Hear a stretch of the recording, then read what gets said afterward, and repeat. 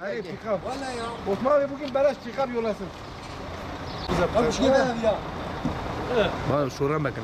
Vallahi hayır. Ben şura kameradayım şura bakın.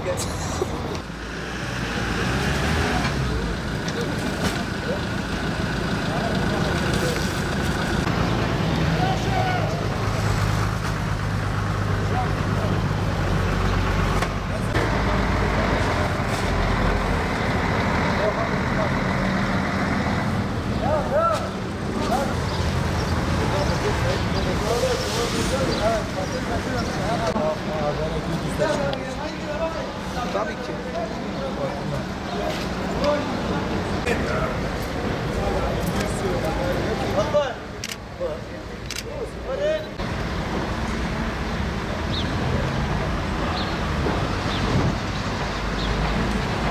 Bu işin temelinde bir yanlışlık var.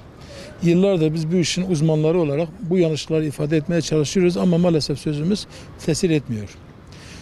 Geçen yıllar soğan patates fiyatlarındaki yükselişten dolayı hükümetin olaya müdahale ettiği ama yanlış müdahale ettiğini o zaman da belirtmiştik.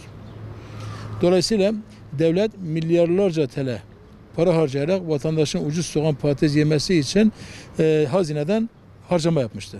Daha sonra sistem bilinmediğinden dolayı bu yıl geçen yıldaki fiyat artışlarını göz önüne alan çiftçimiz gereğinden fazla üretime gitti. Bu sürekli karşılaştığımız bir durumdu.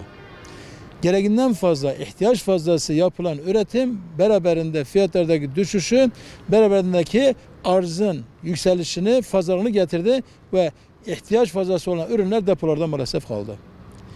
Tabi depolarda kalan mallar üreticimizi zarara uğratından dolayı yine hükümet durgun bir karar alarak bu depodaki ürünleri satın alarak vatandaşlarımıza dağıttı. Peki bu sistem doğru bir sistem midir? Hayır, bu sistem doğru bir sistem değildir. Bu sistemin doğrusu nedir? Bu sistem çok zor bir olay değil. Bu sistemin doğrusu Hollanda'da yapıldığı gibi, Avrupa'nın birçok yerinde gelişmiş olan tarım ülkelerinde yapıldığı gibi her ülkenin tarım envanterinin mutlaka çıkarılmasıdır. Ülkemizin hangi ay, hangi dönem, hangi ürüne ne kadar ihtiyacı olduğunu tespit edilmesidir. Ve çiftçimizin bilinçli bir şekilde yönlendirilmesidir.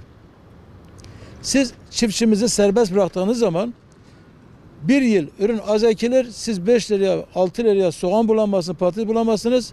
Bir sonraki yıl zarar eden çiftçi üretim ekmez, siz elinde mal kalmış.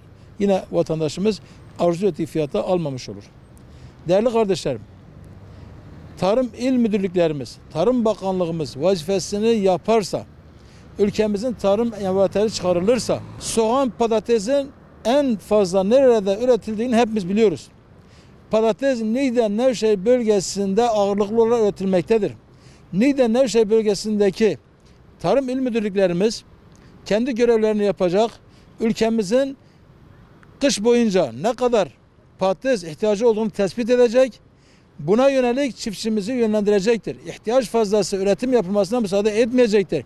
İhtiyaçtan daha az üretim yapılmasını da ortadan kaldıracak. Çiftçimizi dolayısıyla bilinçli bir şekilde sözleşmeli üretimle destekleyecek ve Hollanda'da olduğu gibi çiftçimiz tarlasına patatesi ektiği zaman hasat mevsiminde bir aşağı bir yukarı 2 liraya 2,5 liraya bu soğanı patatesi satabileceğini hesap edecek, ona göre üretimini yapacaktır.